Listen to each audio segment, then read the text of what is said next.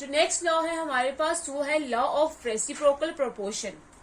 Law of reciprocal proportion दिया था Richard ने इन 1792 में। ये जो लॉ है वो रिलेट करता है the proportions in which elements combine across a number of different elements। ये रिलेट करता है उस प्रोपोर्शन को, उस अमाउंट को जिसमें जो एलिमेंट्स हैं वो क्या करते हैं, डिफरेंट डिफरेंट एलिमेंट्स के साथ कंबाइन करके डिफरेंट डिफरेंट कंपाउंड्स बनाते हैं। अब इस लॉ की स्टेटमेंट क्या है? It states that when two different elements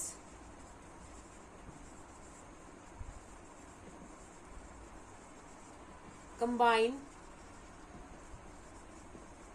separately with the fixed mass of third element, the ratio in which they do so will be the same or some simple multiple of the ratio। इस law के according क्या है, जब दो different elements combine करेंगे अलग अलग with the third element जिसका मास जो होगा वो फिक्स्ड होगा, जब दो डिफरेंट एलिमेंट्स अलग अलग कंबाइन करेंगे एक थर्ड एलिमेंट के साथ जिस थर्ड एलिमेंट का मास क्या होगा, फिक्स होगा, देन जो उनके मासेस का रेशियो होगा जब वो अलग अलग कंबाइन कर रहे थे और जब वो दोनों एलिमेंट्स इकट्ठे कंबाइन करेंगे, जब वो कंपाउंड बनाएंगे तो उनके जो मासेस का रेशियो होगा दोनों जगह पे, दोनों कंपाउंड्स में वो क्या होगा, या तो सेम होगा या फिर सिंपल मल्टीपल होगा उनके रेशियो का। एग्जाम्पल लेकर डिस्कस करते हैं। जैसे हमारे पास कोई भी तीन एलिमेंट्स है, ए, बी और सी। ए हमारे पास एक एलिमेंट है जो थर्ड एलिमेंट है जिसका मास क्या होगा, फिक्स होगा। तो ए और बी आपस में कंबाइन करते हैं और कंबाइन करके कंपाउंड बनाते हैं ए बी। सपोज करते हैं एक्स ग्राम जो है ए का वो कंबाइन करता है वाई ग्राम बी के साथ और क्या बना देता है, ए बी कंपाउंड बना देता है।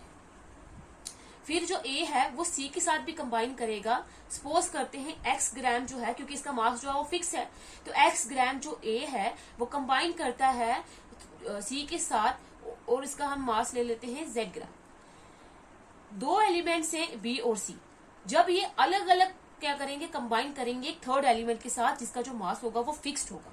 तो इन दोनों ने अलग अलग कंबाइन किया ए के साथ, जब बी ने ए के साथ कंबाइन किया तो ए बी बनाया कंपाउंड, जब सी ने ए के साथ कंबाइन किया तो ए सी कंपाउंड बनाया। अब इनके मासेस का रेशियो क्या होगा, ए बी में होगा एक्स रेशियो वाई और ए सी में होगा एक्स रेशियो जेड। तो अब जब बी और सी का जब हम रेशियो निकालेंगे तब क्या होगा, एक्स और एक्स कैंसिल हो जाएगा और बी और सी का रेशियो क्या बनेगा हमारे पास, अगर हम इसके अकॉर्डिंग देखें तो y/z। लेकिन ये जो बी और सी जब ये इकट्ठे कंबाइन करेंगे, जब ये एक दूसरे के साथ कंबाइन करेंगे और एक कंपाउंड बनाएंगे नया बी सी। सपोज करते हैं बी का यू ग्राम कंबाइन कर रहा था सी के डब्ल्यू ग्राम के साथ और वो क्या बना रहा था, बी सी बना रहा था। अब जब हम इनके मासेस का रेशियो निकालेंगे तो क्या आएगा, u/w। जब हमने इन दोनों ने अलग अलग कंबाइन किया था तब इनके मासेस का रेशियो आया था y/z। जब इन दोनों ने इकट्ठे कंबाइन किया है तो इनके मासेस का रेशियो क्या आया है, u/w।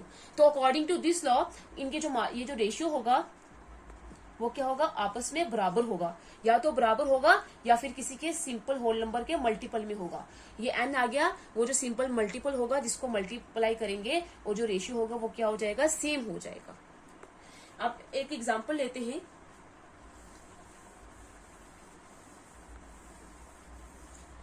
जैसे कंसीडर करते हैं हमारे पास तीन एलिमेंट्स है, हाइड्रोजन, सल्फर एंड ऑक्सीजन।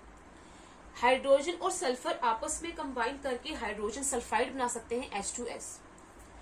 फिर वही ऑक्सीजन भी हाइड्रोजन के साथ कंबाइन कर सकता है और क्या बना सकता है, वाटर।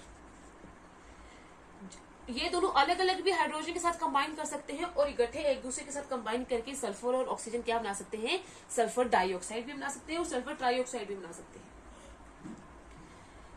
जब हाइड्रोजन और सल्फर कंबाइन करेंगे आपस में तो क्या बना देंगे, हाइड्रोजन सल्फाइड।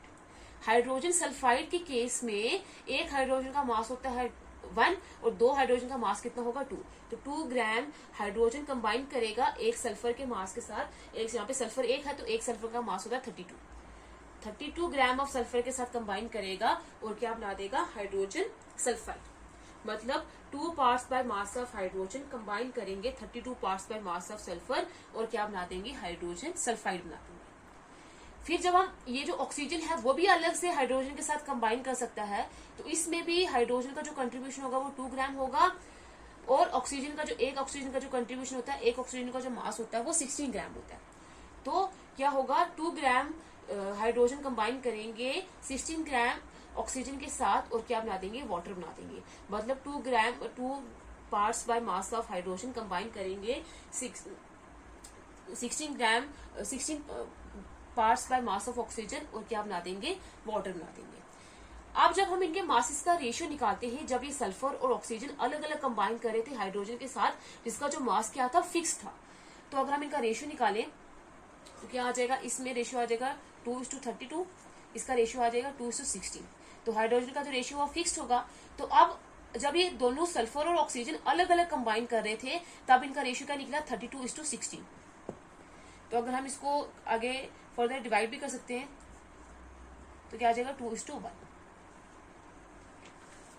अब क्या होगा, जब ये अब अलग अलग भी कंबाइन कर सकते हैं, सल्फर जो है वो ऑक्सीजन के साथ अलग से भी कंबाइन कर सकता है और क्या बना सकता है, सल्फर डाइऑक्साइड। सल्फर डाइऑक्साइड में एक ही सल्फर है तो इसका कंट्रीब्यूशन कितना होगा, 32, इसका मास कितना लगेगा 32 और ऑक्सीजन यहाँ पे O2 है तो एक ऑक्सीजन का मास होता है 16, 2 का कितना होगा 32। मतलब 32 ग्राम सल्फर कंबाइन करेंगे 32 ग्राम ऑफ ऑक्सीजन के साथ और क्या बना देंगे, सल्फर डाइऑक्साइड बना देंगे जब हम इनको अलग अलग क्या करेंगे, कंबाइन करेंगे। तब इनके जब ये अलग अलग कंबाइन करेंगे अब इनके मासेस का रेशियो क्या होगा, 32:32, मतलब 1:1। तो अकॉर्डिंग टू दिस लॉ कि क्या होगा, ये जो जब इन्होंने इकट्ठे अलग अलग कंबाइन किया था जो उनका तब जो रेशियो निकले था इनके मासेस का, और जब इन्होंने इकट्ठे कंबाइन किया है जब जो इनका मासेस का रेशियो निकला है वो क्या होगा, आपस में या तो बराबर होगा या फिर क्या होगा, किसी सिंपल मल्टीपल में होगा। यहाँ पे 1 तो इक्वल ही है तो यहाँ पे 2 आना चाहिए था तो मल्टीप्लाई कर देंगे 2 के साथ, 2 × 1 क्या आ जाएगा, दोबारा से 2 आ जाएगा। तो मतलब ये लॉ क्या बोलता है कि जब 2 एलिमेंट्स कंबाइन करेंगे एक थर्ड एलिमेंट के साथ जिसका मास क्या होगा, फिक्स्ड होगा, तब जो उनके मासेस का रेशियो होगा जब वो अलग अलग कंबाइन कर रहे थे और जब वो इकट्ठे कंबाइन कर रहे थे या तो वो बराबर होगा या फिर किसी नंबर के मल्टीपल में होगा। ये हो गया हमारे पास ये लॉ। अब एक और एग्जांपल डिस्कस करते हैं। जैसे हमारे पास 3 एलिमेंट्स हैं, कार्बन, हाइड्रोजन और ऑक्सीजन का। ये जो हाइड्रोजन है वो भी कार्बन के साथ कंबाइन कर सकता है और ऑक्सीजन भी कार्बन के साथ कंबाइन कर सकता है। जब हाइड्रोजन ऑक्सीजन के साथ कंबाइन करता है तो वो क्या बनाएगा, मीथेन, CH4।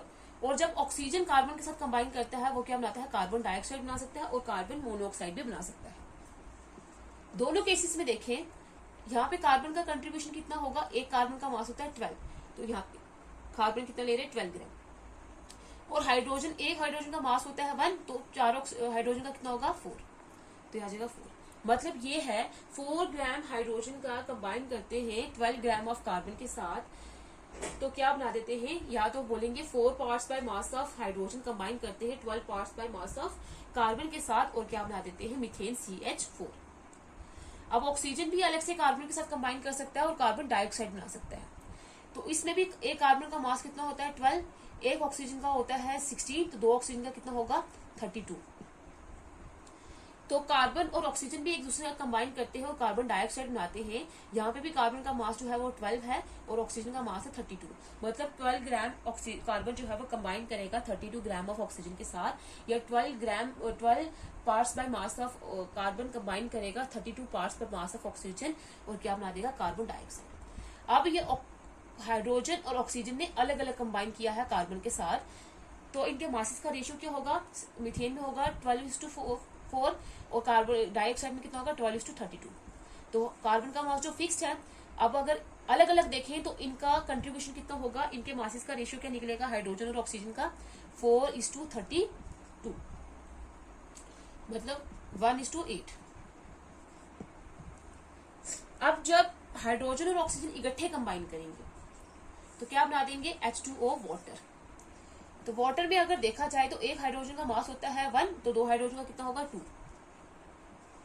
और ऑक्सीजन का कितना होगा, एक ही ऑक्सीजन है तो 16, मतलब 2 ग्राम हाइड्रोजन कंबाइन करते हैं 16 ग्राम ऑफ ऑक्सीजन के साथ और क्या बना देते हैं वाटर। तो अब अगर इनका जब इन्होंने इकट्ठे कंबाइन किया है तो इनके मासेस का रेशियो क्या होगा 2:16, 2 तो इनके मासेस का जो रेशियो है वो क्या आया है सेम। तो अकॉर्डिंग टू दिस लॉ कि जब दो एलिमेंट्स जो हैं जब वो अलग अलग कंबाइन कर रहे थे तब उनके मासेस का रेशियो, और जब वो इकट्ठे कंबाइन कर रहे थे तब उनके मासेस का रेशियो क्या होगा, या तो सेम होगा या फिर सिंपल मल्टीपल में होगा। तो यहाँ पे क्या हो गया, सेम हो गया, तो या तो सेम होगा या फिर सिंपल मल्टीपल में होगा। ये था हमारे पास लॉ ऑफ रेसिप्रोकल प्रोपोर्शन।